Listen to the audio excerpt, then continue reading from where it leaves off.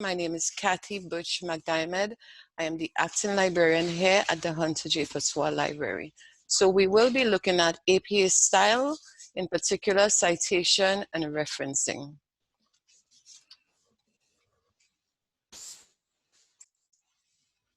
The objectives of the workshop will be to demonstrate to you the importance of citing. We'll be delving into plagiarism and the importance of how to avoid plagiarism. We will also be looking at constructing in-text citations, and we will be giving you examples, how to use direct quotes, how to paraphrase, understanding the difference between a bibliography versus a reference list, and how to construct a reference list. The American Psychological Association, APA, established the APA style. It is basically a set of rules designed to aid in the scholarly communication of information in the social sciences. The APA Style Guide 2020 offers clear directions on the use of quotations and paraphrasing, and it forbids plagiarism. The guide also presents writing rules on how to organize professional journal articles, how to cite sources, and how to list references. So at the Arthur Lewis Community College, the APA Style Guide is your point of reference for all your academic writing. Okay, students? At different universities, there are different style guides, but here at the college, we use the APA Style Guide. So that is your reference point. A citation is the way you tell your readers that certain material in your work came from another source. It also gives your readers the information necessary to find that source again. You must refer to all sources you quote or paraphrase within your document. This is known as citing. So why do we cite? Why is it important? One, to demonstrate research, to give credit to other authors, to provide reference for original sources, and to safeguard you against plagiarism. It is an offense within many academic institutions, and even as you proceed into your work environment, to use someone else's work without giving them due credit. When you cite, it clears you from charges and the penalties of plagiarism. So you must always recognize the sources that have influenced your own work and give credit to these authors. It also demonstrates the extent of the research conducted by you as a young researcher and shows that you are aware of the current thinking in an area. It shows basically that you are well-read, and this is a good thing. It reinforces your research findings and your argument when you can relate your work to other writers who share similar research. Okay? It helps your readers to access the original sources of the information which you have included in your paper or your assignments. Should they wish to read further, they are able to do so when they can reference your entries in your reference list. Okay? So it proves that you're not trying to claim the ideas of other authors and other writers, but rather you are adding to the body of research that currently exists in a given field by making a reference to other writers and other authors who share similar research interests. So when do we cite? We cite anytime we use another writer's words or even their ideas directly or indirectly. Anytime you use quotations, you cite. Anytime you paraphrase, that is, you rewrite the author's words in your own words or in your own way, you must paraphrase and give credit to that author. Anytime you refer to the ideas, and this is very important because it's not just, okay, so it's not a direct quotation and you tried your best to paraphrase and put it in your own words. It is still somebody else's idea, and your lecturers will recognize that it is not your own idea. So you give the credit to that writer for that idea, even though you paraphrased it, okay? And of course, when specifically referring to someone's work via direct quotation, you cite as well. Let's go into a definition of plagiarism. It is the act of presenting the words, ideas, or images of another as your own. It denies authors or creators of content the credit they are due. And this is very important even in the performing arts, for instance, right? And for musicians, we understand the importance of that, but in particular in that field, but certainly in the academic environment, this is also very important. Whether deliberate or unintentional, plagiarism violates ethical standards in scholarship. And so as you continue on to higher learning, this is something that is very important. Students, even currently in your papers, in your assignments, as you go on to do your dissertations, thesis, PhDs, and so on, understanding the importance of unintentionally plagiarizing is very, very critical. There are those who plagiarize intentionally, but many plagiarize without even understanding that they are actually plagiarizing. And so the importance of citing will clear you from plagiarizing unintentionally, okay? And another definition, plagiarism is the use of another's work, words, or ideas without attribution. The word plagiarism comes from the Latin word for kidnapper. So we understand it is a theft within the academic community and certainly a breach. And in many institutions, there are penalties for plagiarism. And certainly at the South Louis Community College, there are penalties. If you refer to your student guide, you will see what these penalties are. And apart from that, your reputation as a student gets tainted. Your academic reputation, failure on assignments, or in some instances, your lecturer may reduce your grade or even summary dismissal or suspension, depending on how grave the situation of plagiarism is. So students, we avoid plagiarism. We avoid student suspension or expulsion. Remember, your academic record will always reflect this, possibly barring you entry into other colleges or universities. In some instances, there are even academic integrity committees to address the issue of plagiarism. It is so important that there's even plagiarism checking software that can actually run through your paper and assignment and pull up all the areas and instances in which the software recognizes that the work is not an original piece of work and actually belongs to somebody else. Be careful with this thing called patch writing as well. When you copy a lump of information that you found on perhaps a website, and you copy and you paste. This is known as patch writing. And in some instances, even when you paraphrase and put it in your own words, it can be recognized that it is an act of plagiarism because of the patch writing, okay? So to safeguard yourself again against this, citing is the simplest thing. You give credit where credit is due, and no marks are taken away from you for citing.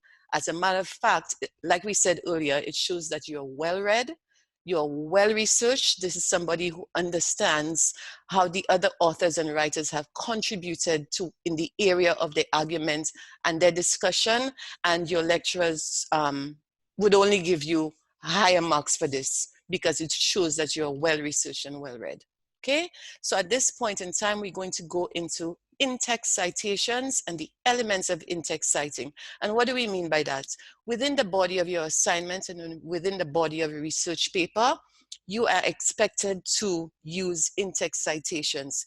And there is a manner and there are standards that guide the use of in-text citations within the body of your paper according to the APA style. And so we will go through some basic elements. In-text citations enables readers to locate the corresponding entry in the alphabetical reference list, which is found at the end of your paper. When writing an in-text citation, there are three critical elements that you must include. One, the author or authors, the year of publication of the material that you are referencing, and the page number for direct quotes. Students, if you are paraphrasing according to the APA style, there is no need for you to put in the page number for the paraphrasing. However, as long as you're using a direct quotation, the page number is required. Number of authors to include in your in-text citation, because remember, some books or some material may have 2 authors, 1 author, 20 authors. So how do you cite within the body of your paper in that particular instance? So for a work with 1 or 2 authors, please note, include the author name in every citation. For work with 3 or more authors, include only the name of the first author followed by ET space AL. And they're very clear, and this is very specific. There's no deviation from that. The rules are clear. 1 or 2 authors, you include the author name in every citation. For 3 or more authors, we only list the first author followed by ET AL.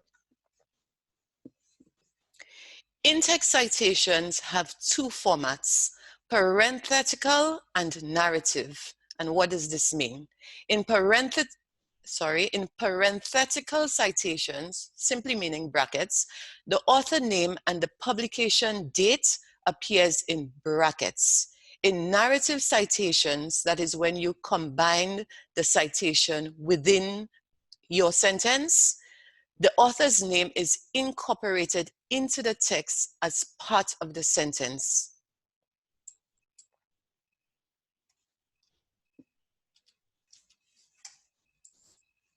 One second. Okay, so we're going to look at a few in-text citation examples.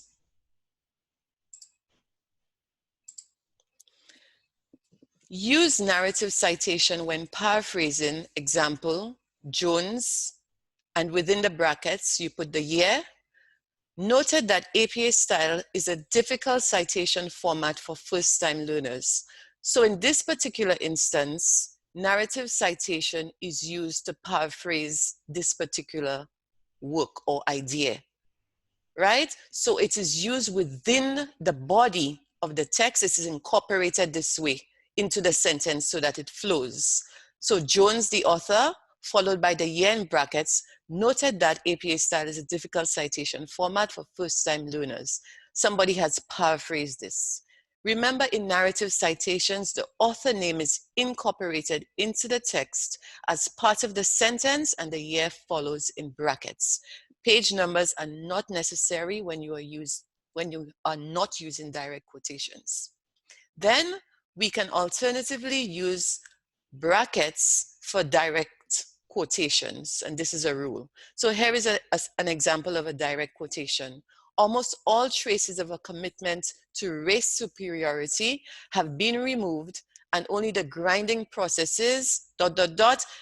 close quotation marks for the end of the quotation. And what happens?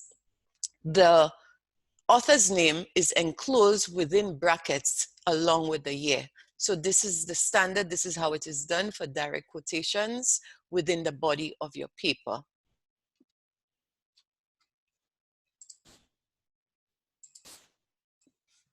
If you are using interviews, personal communications, there is also a standard for citing within the body of your text, and it is as follows. Remember, because the reader would not be able to reference personal communication in your reference list, there must be a way that you can cite that within the body of your paper. Okay, and that's only if you conduct personal interviews or you had a conversation with somebody and revealed information that you wish to include in the body of your paper. Okay, because the reader cannot retrieve the information in personal communications are not included in the reference list. However, they can be cited in the text only in the body of your paper as follows: the author's name, and in brackets, personal communication and the date of the personal communication. Okay, so that's just something to note. Direct quotations. How to use direct quotations within an in-text citation. Quote an author word for word using quotation marks to indicate that these words are not your own but taken from an original source. Remember what we said earlier? You must include the page number in your in-text citation at the end of your direct quotation. For example, Regis, who is the author, comma, followed by the year, comma, and the page on which the direct quotation was obtained, which is P dot 184. Students, be careful, note closely. When referencing page numbers, we use P dots. We don't use PG, we don't use PAGE, right? The reference for this is P dots followed by the page number anytime that you're using a direct quotation. Paraphrasing. If you express another author's ideas or information in your own words, this is called paraphrasing. And you must still acknowledge the source of the idea. And we understand the importance of acknowledging the source of the idea, even if it is not a direct quotation, because the idea is not ours, it is somebody else's idea, and we need to give them credits. Page numbers are not necessary for paraphrasing. So within the body of your paper, if you paraphrase somebody else's words, all you put at the end of the paraphrase within brackets is the author's surname, comma, followed by the year, and that is the rule. Now, a useful tip and something to note. It is always better to use paraphrasing rather than direct quotes. In other words, use your direct quotes, but use it sparingly, okay? Let your paper reflect who you are and what you are writing, your own story, your own research, but certainly use quotations sparingly and then use paraphrasing to substantiate your claims and what it is you're writing. Then there are some basic in-text citation styles, and this will be made available to you. It's just a guideline. Remember, as you're writing, no one knows offhand what the rules are. So what we have are reference points, and at each point in your writing, you make reference to the material, to the APA style guide. Did I cite this properly? I only had one author. Did I cite this properly? I had 3 or more authors. You make reference to the APA style guide at each point in your citing and as you are building your reference list. And you will find as time goes by, you understand the rules and you're able to write with ease following the APA style guide and what their expectations are. So for example, the author type here, if you have one author, the standard for citing, if you are using direct quotes, is the author's surname, comma, 2020, and that's within the body of your paper. Remember, we are talking about in-text citations, okay? And if you are paraphrasing and incorporating the text within your sentence, for example, if you're saying, according to Luna, right? ... and then you put the year in brackets, okay? And then, of course, we spoke about this, 3 or more authors, we use ETAL to represent the extra authors, okay? There are instances where you have organizations and not authors and you wish to cite within the body of your work. Simple, your first citation, you spell out the organization or the agency's name. For instance, National Institute of Mental Health is spelled out within the body of your citation, followed by the acronym, comma, 2020. If you use the same citation again within the body of your work, all you do is put the acronym in, which is NIMH, comma, 2020. No need to spell it out subsequent times. Understanding a bibliography versus a reference list. There is a distinct difference. At this point, you'll be guided by your lecturer and what it is they ask you to do. For the purposes of this particular assignment, which you have, your lecturer has asked you to compile a reference list. But let's just understand the difference between the two. The reference list is usually placed at the end of a text, essay, or chapter. It contains the list of citations for sources that you have cited within your text. A reference list contains works that specifically support the ideas, claims, and concepts in your paper. A bibliography, on the other hand, is an alphabetical listing of all the sources consulted in preparing a document, research paper, whether you cited them or not. It can also include titles, useful as background reading, and it is also placed at the end of your work. Each entry on your bibliography or your reference list is called a citation. Now we have devised a way, libraries that is, to help students organize the information that they find and to keep the information together. Source cards, basically you use index cards, and it is a useful tool to help you record your source information as you conduct your research. So anytime you find a source and you say to yourself, okay, this I want to include in my reference paper, you just put down the pertinent information onto those index cards, and then you build your index cards to support the work that you are doing, okay? So basically it's just a tool to help you organize your material and to cite your sources properly until you are ready to compile your reference list. Some students prefer to just go into perhaps creating a Google Doc or their Microsoft Word document with their reference list, and they just build the entries as they proceed with their research and compiling their paper.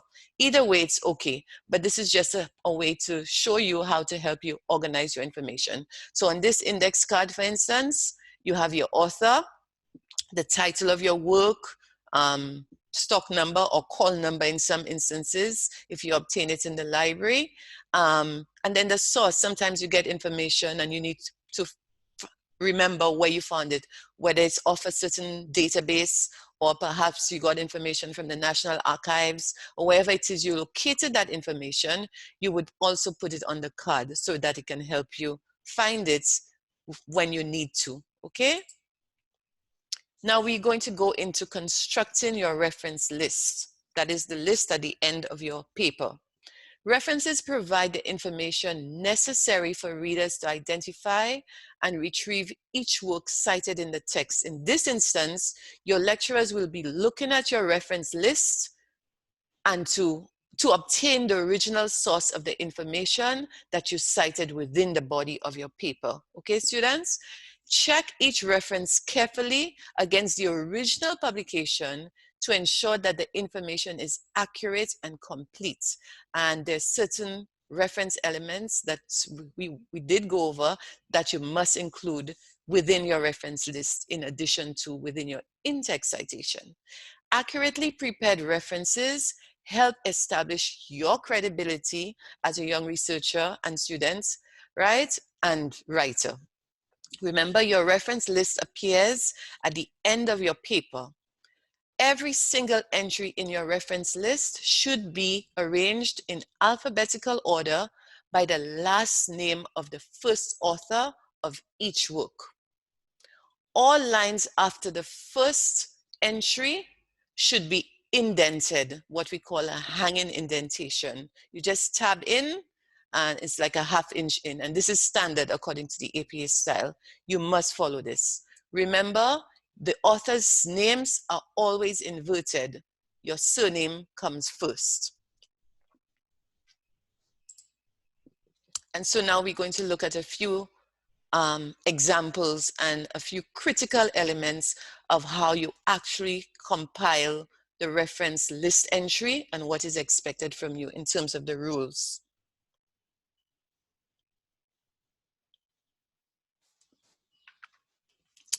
There are different capitalization styles depending on the element of the specific element of the reference entry.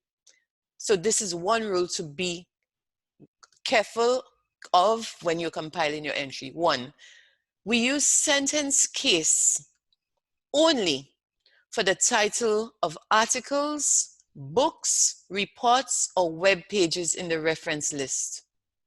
Proper nouns are always capitalized, okay? So that's rule number one for your reference list.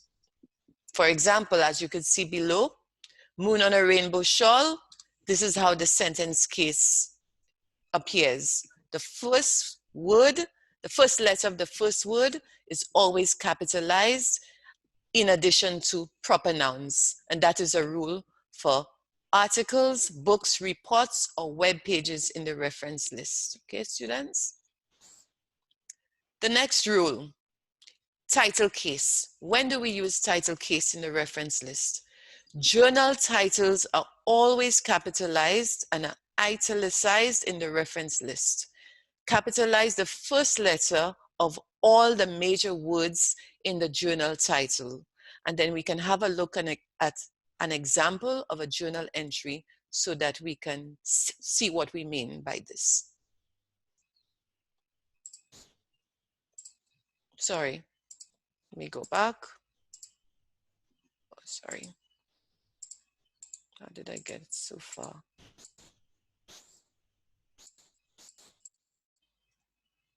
Sorry about that, students. How I got so far.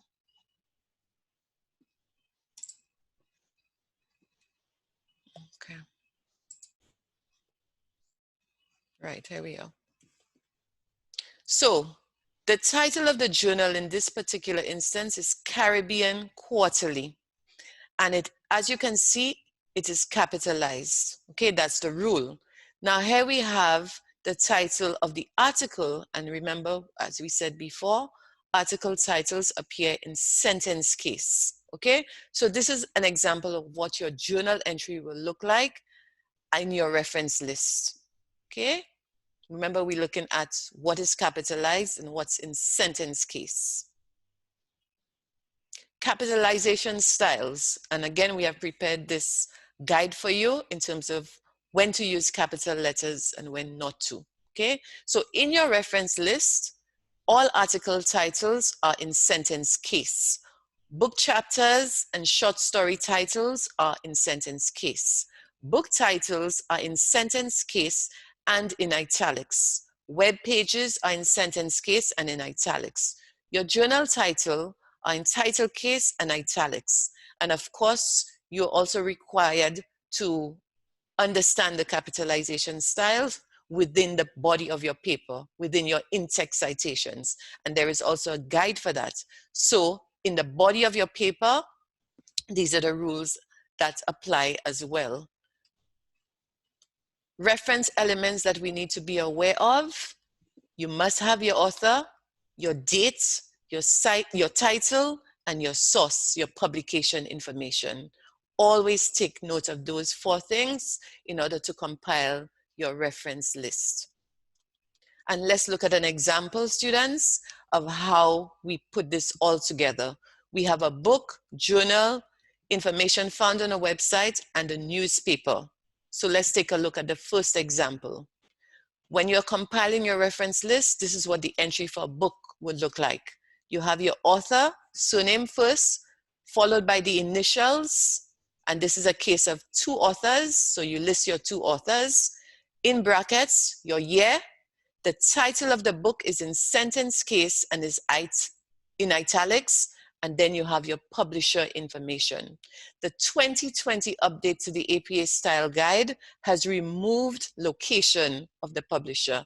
And all it asks for is that we state the publisher. Okay, students, take careful note of the placement of italics, the placement of capital letters, and your punctuation. This is very important. Do not put punctuation where punctuation should not be. For instance, where the periods are, is very important that you put the periods according to this exactly as it is, okay? And then you use punctuation like commas to separate what the APA style wants you to separate. For journal articles, again, a sample. The title of the article is in sentence case and the title of the journal is in italics and it's capitalized. You place your volume and your issue number, but there is no space between the volume and issue number. Then of course, the page numbers for that article, you put the number dash and the number. Then the pages of the journal article, and then you close with your full stop. Notice what we spoke about earlier, the hanging indentation style. Because the line moved on to the next one, you had to indent, and that's the style they expect to see. For information that's found on websites, again, your author, the year, the title of the work on the website is in sentence case in italics. Then you put in the website name if it's different from the author, followed by the URL address. Please note There is no period, no full stop after the URL address. Okay, students? And then for the newspaper site reference entry, take note of the style here as well. So we're going into an exact example of how it appears. So a book written by Kennedy, note, Kennedy, X.J. The year of publication enclosed in brackets, the title of the book in italics and sentence case. And why do we have a capital B? Because that's a proper noun, okay? So the Bedford Guide for College Writers, full stop. It's an edited version, 7th edition. We put it as is, ED, small caps, full stop. Bedford is the publisher, and then we put a full stop at the end. So this takes care of this particular reference entry. Then we have a book with 2 authors, A Doll's House. So we use the ampersand to separate the 2 authors, okay? This is what the APA Style Guide calls for. Then you enclose your publication year in brackets. The title of the book is in sentence case and in italics, and then your publisher, full stop. Then we have a hanging indentation style. Because it flows onto the second line, students, notice you indent on the second line for each entry that flows off to a second page, okay? So I hope you're understanding so far what the styles look like for our end of, for our reference list entries, which is found at the end of your paper, okay? We can take a look at journal article styles now and examples. This particular journal article written by Marshall, B.A. The year of publication, Marinage in Slave Plantation Societies. And if you look here, in, that should be small I, okay? Because we're looking at sentence case. There's a subtitle here. So the beginning of the subtitle begins with a capital, a case study of Dominica, 1785 to 1815. We have our hanging indentation. Caribbean Quarterly is the name of the journal. It is in italics and caps. Then we have our volume and issue number. And remember, there is no space between the volume and issue number. Note the placement of your comma and then your page number, 103 to 110. Now, what do you notice here? Remember what I said earlier about using P dots, which reference the page number that you cite, would be found within the body of your paper, remember, okay? So if there is a direct quotation for something here in this journal article, you would do so within the body of your paper, and you would give the page reference there, which is P dot and the exact page. But in your end of paper reference, you put the full range in which that article is found, which is 103 to 110. So that's a critical thing to take note of. And then we have another example, and this journal article was found online. And so if you note here, again, the URL address is last, and there is no period after the URL address. Neither do we say retrieved from, okay?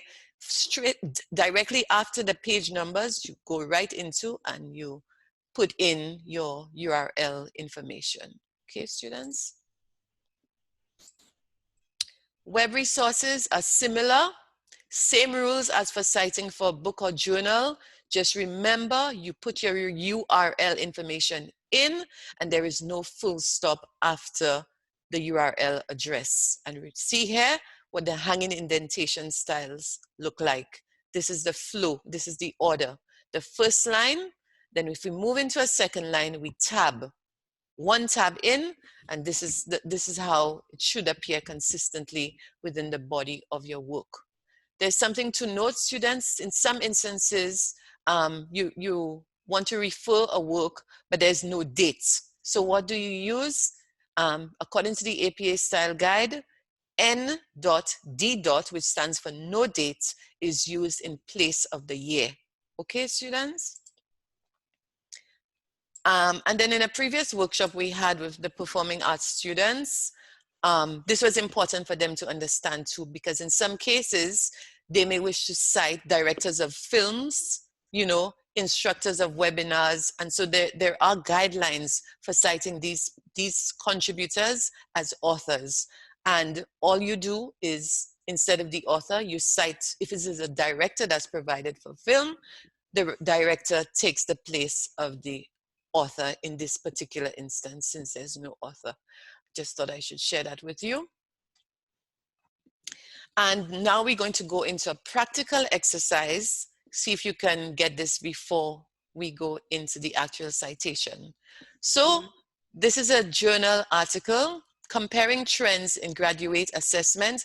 And some of you, whichever one is doing this particular essay, I went on EBSCO and I actually did some research on my own, and I pulled up this. I think you have a topic relating to the online learning versus face-to-face or classroom, something so. In any case, this journal article came up, comparing trends in graduate assessment, face-to-face versus online learning. And so how do we cite this? Now, at the end of this particular article, you found the journal information was there. So let's go, let's have a look. And practical exercise number 2, once I had an English class, a story of a change from face-to-face instruction to a distance web-based one. So how do we cite these two? The first article, I'm having a little feedback. Is somebody's mic on? Written by 2 authors, Cherry and Page. So note what we did here. Page, the author, the surname, comma, the initial of the first name, full stop, comma. And because we use the ampersand to separate the 2 authors, your second author, Cherry, comma, M dot, and then the publication year in brackets, followed by your full stop. Then the title of the journal article follows, comparing trends in graduate assessment, face-to-face versus online learning. And the rule for this, the journal article is placed in sentence case, okay? And then we have the title of the journal, and this article was found in a journal called Assessment Updates. So we place the title of the journal in italics and in caps, Assessment Updates, hanging indentation because the information flows onto another line. Then we put our volume and issue number, remember no space, followed by a comma, and then the page reference, the page range of that particular article. Full stop, space, and then the URL information. There is no full stop after your URL information, okay? So this is how we cited that first article. The second article, we move to cite. Again, note the hanging indentation style because the information flows onto other lines. 2 authors, so we separated by the ampersand. Your year in publication in brackets. Then the title of the article, once I had an English class, a story of a change from face-to-face instruction to a distant web-based one. And then the title of the journal in which this article was found is placed in italics and is capitalized, followed by your comma, then your volume and issue number, no space, comma, the range of pages it is located on in the journal, and your URL address. So this is just a sample of 2 journal articles that we found on EBSCOhost on one of the topics that you're required to do your research on. And on the lighter side, students, there's a lot of talk about plagiarism and writing appropriately and so on. Remember, if you cut and paste it from the web, he'll say you plagiarize. This is one student to another. The student says, but miss, I didn't cut and paste it. I printed it and then I typed it in. Is that plagiarism? I mean, I typed it. And so this is what we call unintentional plagiarism. Most times students are really genuinely not aware that they are plagiarizing, but it is plagiarism. Okay, students? So be careful. Don't cut and paste. Don't print and type. just make reference to every single author that you have chosen to include in the body of your work. How to avoid plagiarism, let's just recap. Practice good research methods, know how to quote, when to quote, how to paraphrase, how to cite effectively, and in this particular level of your studies, we are at the South Hills Community College, and we use the APA Citation Style as the reference for all your academic writing. Know when something is common knowledge, because if the grass is green, students, the grass is green. Not because John Doe says the grass is green that we must quote him as saying the grass is green. That's not an original idea. And so you can claim that as your own and include that in your paper. So just understand the difference between common knowledge and then, of course, original ideas. Keep track of every single source you use, because sometimes you find this amazing quotation, but then you just can't remember, but where did I get this? I need to cite it. Where did I get it? Take notes of every source you use. The source cards can help you, or you open a Google Doc and you start to build your reference list entries. Indicate in your notes which ideas are taken from your sources, and definitely which ones are your own insights. Because as young writers and young researchers, you can add to the body of literature that exists. Certainly you can add and put in your own writing, your own ideas, your own analysis of what you're reading and understanding, but by all means support it from the literature that exists already by gurus in the field, okay? We are not gurus yet. You become a guru when you have your PhD, and certainly when you continue writing, okay? So there are some key points, and we're wrapping up. There's some key points that you must remember when you are compiling your reference list entries, and I will make this available to you. Point number 1, alphabetize entries by the first word of the entry. And so your reference list, everything should be organized in alphabetical order according to the author, the surname of the author.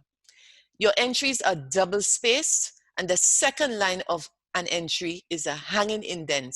What it says half inch, simply tab in. Use only initials for the first and middle names of an author, even if the full name is given. Notice throughout this workshop, you never saw authors' first names or middle names. Only the initials are used. They only make reference to the full first surname. Note that the ampersand is used between two authors. Point number 5, in titles of books and journal articles, capitalize only the first word of the title, the first word following a colon or dash, and all proper nouns. Number 6, in titles of periodicals or journals, capitalize all significant words. 7, italicize the titles of books and periodicals. 8, leave one space after all punctuation. 9, note there is no space between the volume number and issue number of a journal. 10, ensure that a period, full stop, appears after each reference element. That is, after the author, the date, the title, and the source. However, do not put a full stop after a DOI or URL, because it may interfere with the link functionality. And if a title ends with a question mark, the question mark replaces the period. Always place your period or full stop after your in-text citation outside of the brackets. 11, for a work with no dates, use ND in both the reference list entry and the in-text citation.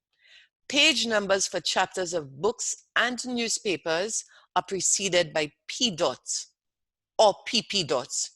Okay, use PP dot for page ranges. So if it is not a single page in the in-text citation, then you use PP dot to denote that quote runs across multiple pages. However, if it is a single reference, you only use P dot. While those of magazines and journals are only written with numbers. 12, for a work with no author, the title moves to the beginning of the reference and is used in place of the author name.